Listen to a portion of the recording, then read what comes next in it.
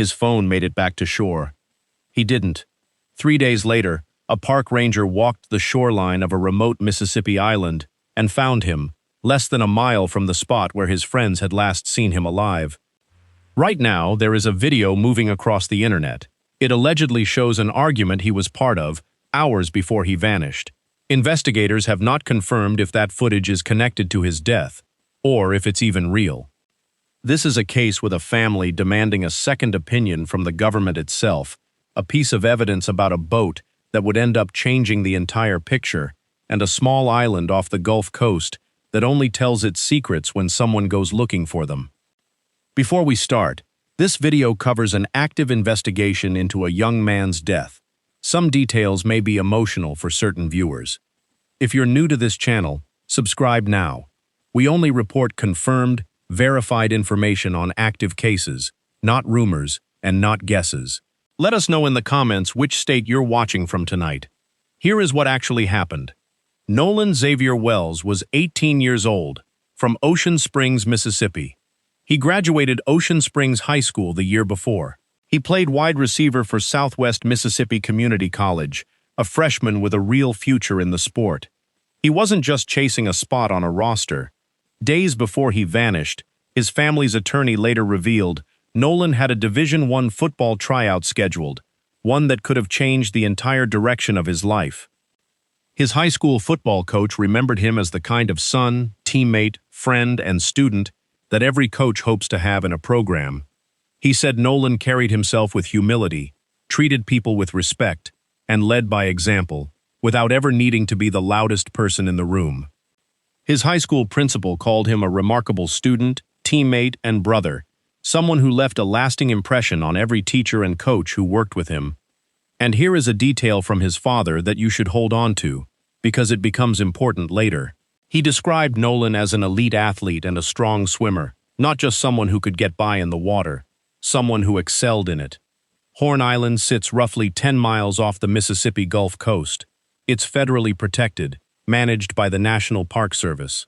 There are no buildings out there, no staff, no cell service. The only way in or out is by private boat. On July 4th, Nolan traveled there with a group of friends from a private dock in Ocean Springs. This wasn't their first trip. They'd been out to that island together before. He was last seen around 3 in the afternoon on the northwest end of the island, wearing blue swim trunks and sunglasses. At first, it looked like a simple decision. Nolan stayed behind. His friends packed up and left without him. Nobody thought much of it in the moment, but investigators would later uncover a detail about that boat, one that would completely change how that afternoon was understood. We'll get to that. First, here's what happened after the group reached the mainland without him. Nolan's phone stayed with his friends, not left behind by accident. According to the family's attorney, it went back to shore in their possession, while Nolan stayed on an island with no way to call anyone if something went wrong. That single fact is still one of the most debated details in this entire case. By 11 that night, a friend of Nolan's had placed a call to the Coast Guard. The Coast Guard confirmed the call came in but said it did not require their assistance at that time. Nolan's mother reported him missing around midnight. If you were the last person to see someone before they vanished, what's the one detail you'd want investigators to know? Tell us in the comments. What followed was one of the largest search efforts that stretch of coastline had seen in years. Within hours, local deputies, Coast Guard crews, National Park Service rangers, State Marine Patrol, volunteer rescuers, helicopters, drones, and search boats were combing miles of open water and shoreline. A command post went up near the coast before the sun had even set that first night. But even with that many resources, Horn Island isn't easy to search. It's remote, it's vast, and there's no infrastructure to help narrow anything down.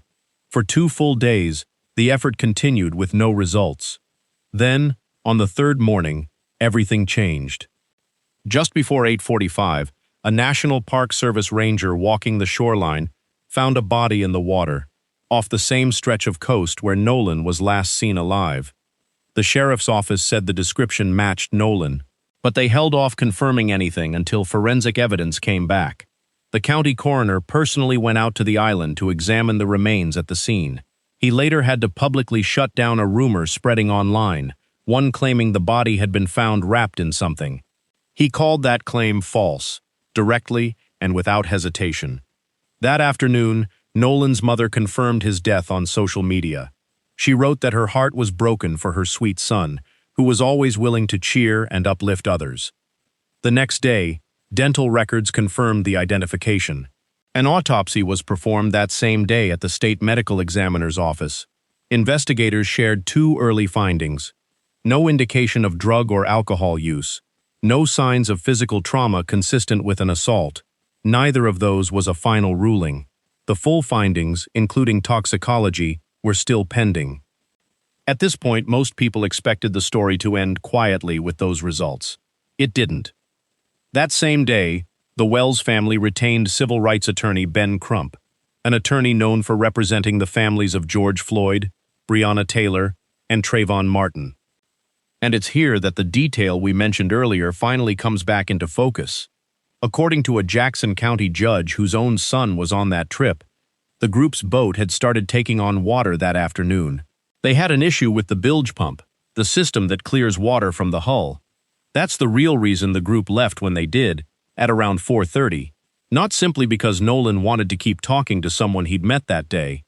It's a small mechanical detail, but it reframes the entire afternoon. Nolan wasn't choosing isolation. His friends were dealing with a malfunctioning boat, and in the chaos of that moment, he was the one left behind. But that's not the only detail investigators are focused on. Crump has since described specific footage his team is reviewing. Video, he says, was recorded by other students on the trip, appearing to show Nolan and someone else yelling at one another on the boat. Authorities have not confirmed this footage or any connection to Nolan's death.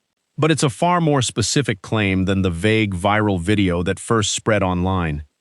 Then another question emerged, one that still hasn't been answered. If Nolan planned to stay behind alone, on an island only reachable by boat, why would his friends leave with his phone instead of leaving it with him? The family flew Nolan's body to Washington, D.C. for an independent autopsy, separate from the state of Mississippi's official examination.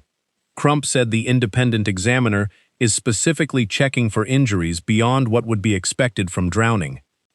Crump was direct about why the family wanted a second opinion. Nolan was black. The friend group he traveled with was reportedly white, and the family did not want the state's investigation to be the only account of what happened. In one interview, Crump referenced Mississippi's own history to explain that concern. This is why the family refused to accept a simple explanation. According to Crump, Nolan's parents are not accepting that their son simply died by coincidence or accident. His father called him a strong swimmer. Remember that detail from earlier. To his parents, it doesn't line up with a straightforward drowning. Reverend Al Sharpton has since joined Crump publicly, standing alongside the family and calling for a transparent investigation. Beyond the boat footage Crump described, a separate video began circulating online. It shows a group on a beach near the shoreline, boats visible in the background, consistent with Horn Island on the 4th of July. Investigators confirmed they're actively reviewing it, but the sheriff's office has been clear. They have not verified the video is authentic, and they have not confirmed anyone in it is connected to Nolan's case. A second version of the clip surfaced, claiming to have enhanced audio pulled from the background. That version alone has been viewed millions of times. Authorities have not verified that audio either. Pulling clear audio from a second-hand, low-quality clip isn't an established forensic method. Treat it as unconfirmed until officials say otherwise. If you want the confirmed version of events instead of the viral one, this is the channel for that. Subscribe now. Here is the most precise statement yet from the sheriff on where this investigation actually stands. He said there is currently no information that would lead investigators to believe a crime has been committed, but that's not to say something won't come out with more evidence. The state autopsy has been completed, but a final cause or manner of death has not been released. Toxicology results remain pending. The independent, family-funded autopsy results were expected today, the same day this update is being recorded. Investigators still suspect drowning, but the investigation remains open and active. Nolan's friends have continued cooperating, according to the sheriff's office. A verified fundraiser organized by a family friend has raised over $200,000 to help with funeral costs. A young man disappeared on an island with no roads, no cell service, and no easy way home. His phone made it back to shore. He didn't. Until investigators can explain exactly how that happened, the questions surrounding Nolan Wells's final hours are not going away. We will bring you those answers the moment they're confirmed, not before. Subscribe now so you don't miss it. And tell us in the comments, what's the one unanswered question you want investigators to prioritize? See you in the next one.